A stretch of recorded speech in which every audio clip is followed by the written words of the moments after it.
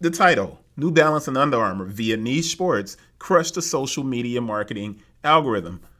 But John Cena and Birkenstock steal the show. So I sat down and I decided to write this post because there was just a lot of really fantastic sports events this weekend.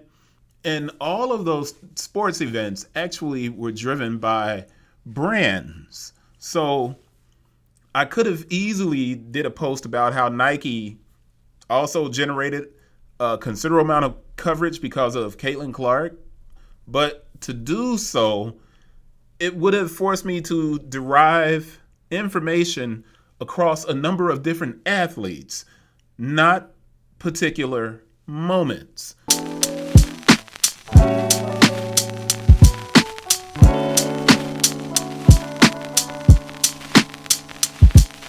So instead, this post sits squarely on the shoulders of three events. DAZN's Anthony Joshua versus Francis Ngannou. If you didn't see that fight, it was quick. It was almost Mike Tyson, like completely unexpected. I thought it was going to be similar to the Tyson Fury and Ngannou fight. Who knew? The NCAA 2024 Indoor Track and Field Championships, which took place at New Balance's The Track. And then Birkenstock, they kind of had a semi-sports moment with a hilarious John Cena moment, right?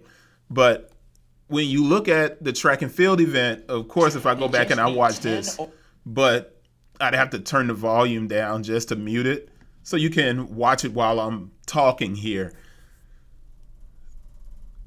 The events that took place at the New Balance Indoor Track and Field Championship, it's kind of setting New Balance up in a way to reveal itself as a competitor. And I said this a few years ago when the track opened, and I said, this is the East Coast competitor to Oregon, University of Oregon and Hayward Field. So when you see this race starts up here, you see the big New Balance logo everywhere across every aspect of the indoor championships. That New Balance logo was all over the place. Last year, they had over 18,000 people come through the doors at the track at New Balance. 18,000 people. There were over 5,000 athletes from high school to college at the event. These are Nike schools and all of these other sponsored schools who are there at New Balance. To my knowledge, New Balance is not yet engaged in college sponsorship. Huge opportunity there. But that track is revealing itself as one of the fastest surfaces in track and field. And this is leading to like incredible times in the major events at the track at New Balance for the indoor championship. So track is always considered a niche sport and not as important as distance events like marathons where an everyday citizen can participate. So while this post isn't looking at the inclusive aspects of niche sports, which means that it's not looking at something like a marathon. I'm only looking at the one event in indoor track and field championships for the NCAA. I am looking at the long-term marketing and branding accomplished by an investment in facilities and sport. In other words, if you have a facility that's branded, you are increasing the likelihood of converting people into fans of that brand. That track at New Balance is probably turning more amateur athletes into prospective New Balance endorsements, right? The New Balance logo, like I said, appeared in every social media clip from high school to college this past weekend.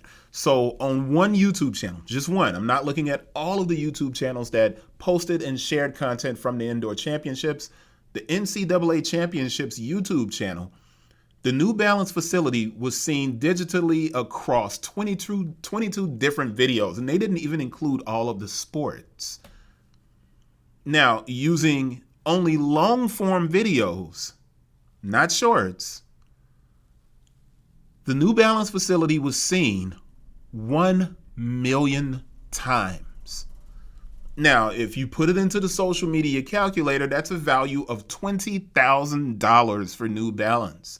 But here's the more interesting fact. The NCAA didn't include every event. They could have. They should have. But there was no build up to the moment. There hasn't been any post-championship coverage. More important, while New Balance did get the opportunity to highlight the track at New Balance, the marketing team missed a critical opportunity to develop the niche even more. The content and coverage should have been done in-house and positioned as both video and long-form news on New Balance's website. Now, that's just me making a consulting analysis, right? So we walk into the next discussion, which is the Anthony Joshua versus Francis Ngannou on the DAZN. So what we're looking at here, and I'm going to mute that because I don't want you to see it. This is the ring walk. And the ring walk is just a staple in boxing. Everybody remembers Mike Tyson just menacing in the black shorts and a cutout towel. Anthony Joshua is completely and fully aware that he looks like a model here. Look at that. And you see that Under Armour logo just prominently displayed in sparkling lights. Joshua's physical presence is a capital and a bonus for Under Armour. And he takes on that traditional kind of flourishing robe. This isn't Mike Tyson like. He's got his AJ logo on one side of the chest. This is what boxers look like entering a fight. Now, sports brands, and I'm just telling you, you can see that Under Armour logo prominently, and it's on his shorts and it's on his shoes when the fight starts. Sports brands have always attempted to associate themselves with different athletes, right? So we do have a situation where we knew Roy Jones Jr. actually had a Jumpman deal, right? He was with Jordan. George Foreman, when he won the championship again as the oldest person to win a sports championship, he wore pony boxing shoes. Anthony Joshua has been all Under Armour for the whole of his career, right? Even the bad parts. And that ring walk video, combined with the media DAZN created perfectly for this fight, is a playbook for brands to follow. Where New Balance at the track did not capitalize on the indoor championships, DAZN carried the Anthony Joshua and Ngannou fight. It was the second time Ngannou, an MMA fighter, entered the ring against one of boxing's best heavyweights. Anthony Joshua is unlike most of the people who are endorsed by Under Armour, where you find them where he's wearing something else. This dude is completely brand loyal. He's an amazing asset for the brand. But the DAZN, in what they did, it elevated Under Armour in the eyes of those people who are fans of Anthony Joshua. It was amazing. It's apparent that in every video presented by the DAZN, it was 22 videos, same as the NCAA championships. This one event had 22 videos on one channel, and it equaled, at the time that I wrote this article, same thing above when I said that was 1 million views, 14,876,800 views of that Under Armour logo in the content created by the DAZN. That's a monetary social media value of $297,536, and that's as of 3/11/24. Almost $300,000 worth of social media value based on the DAZN and Anthony Joshua. That's incredible. The funny thing that happened this weekend, and I'm going to finish it up here, is the irony in discovering the monetary value of various niche sports. The irony is when a moment happens in a really subversive manner where the brand had nothing at all to do with it that we know of, right? As the sports weekend came to a close, the Oscars landed, and social media was alight with posts and shares of various highlights. One in particular, 13 hours ago as of yesterday, which is now over 26 hours ago, one media clip landed on YouTube. That media clip as of the writing of this article, had garnered 1,873,166 views and led to this comment from It's Me AOV 12 hours ago. People were saying, and I gotta play the video, and it's muted, and I am going to move this up because Jimmy Kimmel is trying to get John Cena to come out, and John Cena is naked.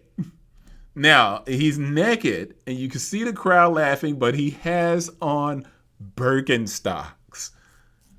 Obviously, he's not really naked. But the idea that he has on these Birkenstocks wasn't lost on people watching the video. Now, I do want to see how many views this has gotten since then. And I'm going to pause that so it doesn't get loud. It's now at 3,812,000 views, almost up to 4 million. Why is that important? The NCAA championships, which I don't feel were capitalized on as much as they could have, generated $22,000 in social media value. As of yesterday, when I wrote this article, Birkenstock, in this one moment where this guy said, "What's wrong with you people?" saying he's totally naked, he has Birkenstocks on.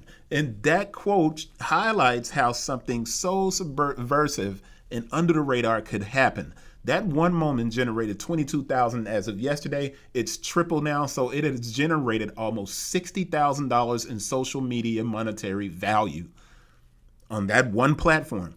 Now, this video has been shared across different platforms. I'm only looking at one YouTube channel per. I'm not going into Instagram or anything else. But at the same time, the indoor championships generated the same amount, and this one video versus 22 videos for the indoor championships, which tells you that things were not quite capitalized on as well. But I'm thinking this kind of allows for a greater understanding of the power of social media in a society no longer dominated by live television and traditional viewing habits. So when brands understand the long-term value of building a strategy versus the short-term bump of certain aspects of marketing, paid moments become organic moments. Or in Birkenstock's case, an organic moment lives on in perpetuity.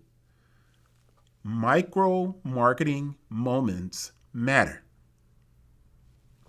All of this is derived from a concept I came up with called niche out marketing. So when I'm talking about these things, I'm explaining that small sports where people think that these sports don't matter or are not as prominent or valuable, sports basically it's a last bastion of advertising where a company can get true value because it happens in real time. Award shows, real time, right?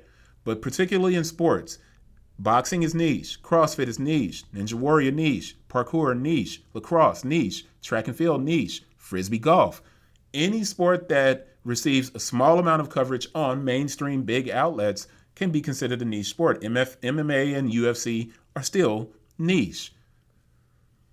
These lesser known events, when marketed the correct way, can help both brands and retailers establish long-term connection to fans of brands and those new to the footwear and apparel of both retail and brands. I think this is a really interesting thing to look at. The social media value, I need to explain where I get that calculator from, but I'm not going to extend this video any longer. Hopefully you appreciate this content, and I will see you guys on the next one. You can leave comments to ask questions about what I'm attempting to explain here if you don't understand it. But that is it. I'll see you guys. Peace.